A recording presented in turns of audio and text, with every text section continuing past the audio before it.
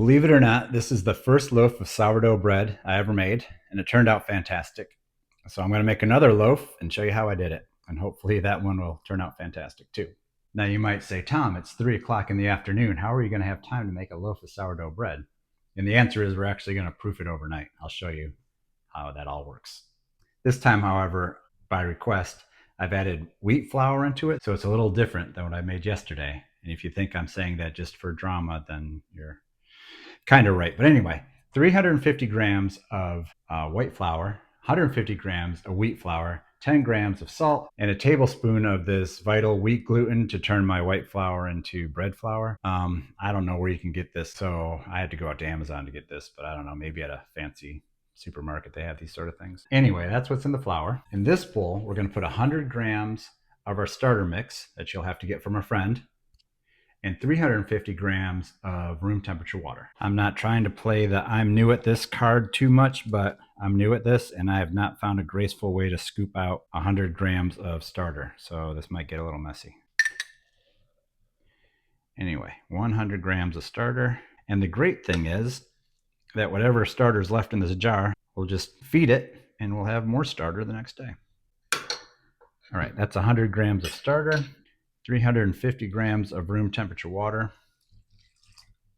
Stir this up until it's nice and, dissolved. And then we'll pour the water starter mixture into our flour. And combine this into a shaggy ball. Mix it up until there's no more dry flour. I know this isn't the best bowl. I should have had a clear bowl, but I don't have a clear bowl. Okay, so now we have a nice shaggy ball of dough. And we let this sit for 30 minutes. Here's the time-consuming part. Every 30 minutes for the next 2 hours, you're going to take your dough and you're going to fold it over. And I'm going to show you how to fold it over in just a second. But you have to do it about 4 times over the next 2 hours. 20 minutes, 40 minutes, it's not super strict, but yeah, fold it 4 times. So every 30 minutes, this is how you do it. Now this is the first fold, so it still looks really shaggy. But as you fold it, you'll see that your dough gets smoother and stronger and more cohesive. So put a little water on your hand, and you're just going to take every side, pull it out, and tuck it into the center. Give it a 90-degree turn, pull it, tuck it into the center. And you put a little water on your hand just, to keep it from sticking to you. And that's it. I kind of like to make a little ball and put it in the bone. And that's it. Now wait 30 minutes and do it again. So this is a third fold. You can see everything's getting smooth and unified. Oh, I gotta get my hands wet. So we're gonna do the same thing, but you can see it stretches much nicer now. A much smoother consistency. I'll make it a nice ball. All right, in 30 minutes, I'll fold it the last time. This is the fourth and final fold. See how nice our dough is looking? So I'll turn it 90 degrees each time, fold it over.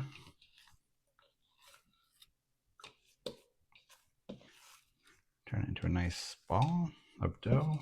And now we wait 3 hours. That's right, the next step is just to let this bowl sit on the counter for 3 hours. You can see my lightly floured surface here. And you can see how great our dough is looking. All right, let's gently move this dough out onto our surface. I'm gonna use a spatula to kind of help it along. Between the spatula and gravity, we'll get there. I'll put a little flour on my hands, and we're gonna do that folding thing one more time. So we'll stretch it this way and fold it over. This side, finally this side.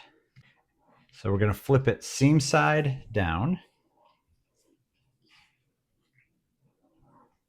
And we're going to make the top of this taut. And the way we're going to do that is we're going to pull it towards us.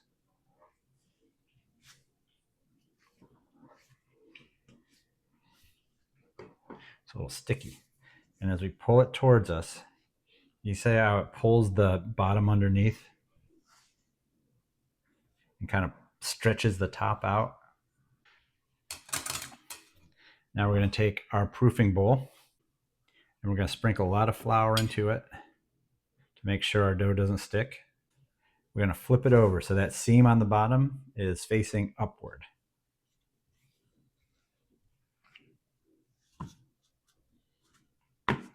Ta-da! Let's put a little dusting of flour on top so it doesn't stick to the bag that we're about to put it in. And I'm just going to stick this in this plastic grocery bag. That way it doesn't like sit on top of it, but it's still covered. And I'm going to stick this in the refrigerator for, well, overnight. It's 9 o'clock now, so I figure I'll work on it at 8 o'clock tomorrow morning. So it's going to sit in the fridge for about 11 hours, but that's fine. It'll turn out great. So see you tomorrow morning. Hey, it's the next morning. It's 7:20, obviously. We have to preheat the Dutch oven. So our Dutch oven is in the oven, and we have to preheat it. So we're gonna bake it at 475. You can let it heat up for 30 to 40 minutes. I know that running the oven at 475 degrees for 30 or 40 minutes sounds super wasteful.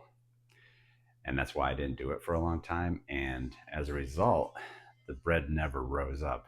You have to have that super hot pot because when you put the bread dough in there, it instantly like poofs. The carbon dioxide and the steam makes it poof right up. Otherwise, you're going to get a really flat, sad looking loaf. With a super hot pot, you get a big fluffy loaf. You'll see what I mean. Yeah, it does seem like a lot of electricity, but you got to do it. On top of running the oven for 30 or 45 minutes. Another thing that's kind of wasteful, it feels wasteful to me, is that you have to use a big piece of parchment paper every time. I wish there's a way to reuse it because this stuff's expensive, but it's another cost of doing business. One other thing I'd mention is that I'm going to spray the parchment paper with this canola spray. And, you know, we've put all these healthy, straightforward ingredients into the bread, and some people might bulk it, putting canola oil on it because they feel it's heavily refined. So I'm thinking of changing the recipe or getting my hands on some sort of organic spray. I don't know. Right now we're going to use this. So if you're horrified by that, I understand. But let's move forward. Here's the dough from the refrigerator. Let's open it up and see what it looks like. We're going to take this dough and flip it over onto our greased piece of parchment paper. Remember that we put this dough seam side up, so when we flip it over, it'll have the smooth top on top. And we floured this proofing bowl, so it should come right out. Let's find out.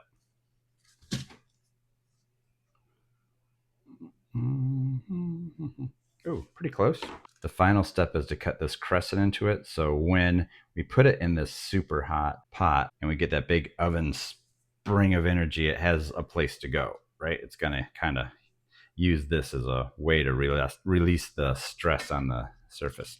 All right, let's get the pot out. Of course, this Dutch oven is super hot, so you want to be extra careful.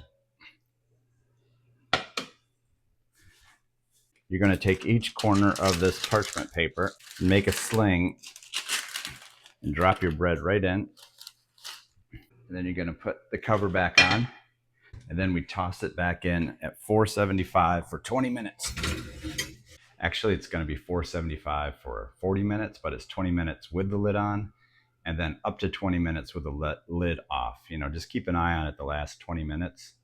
You're looking for it, obviously, to get brown like you want it to look like, but you're looking for an internal temperature of about 202 degrees. So I'm going to set this for 40 minutes. So if I forget about it, it'll turn itself off. But I'm also going to set an alarm for 20 minutes to remind me to take the top off. It's been 10 minutes.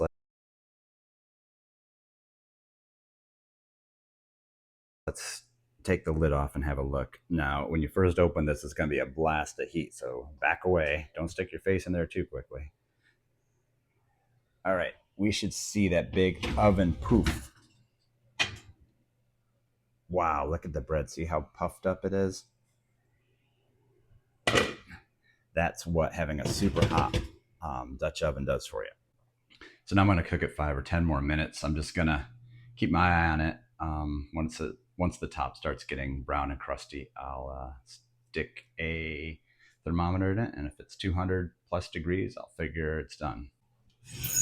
All right, team, the big reveal.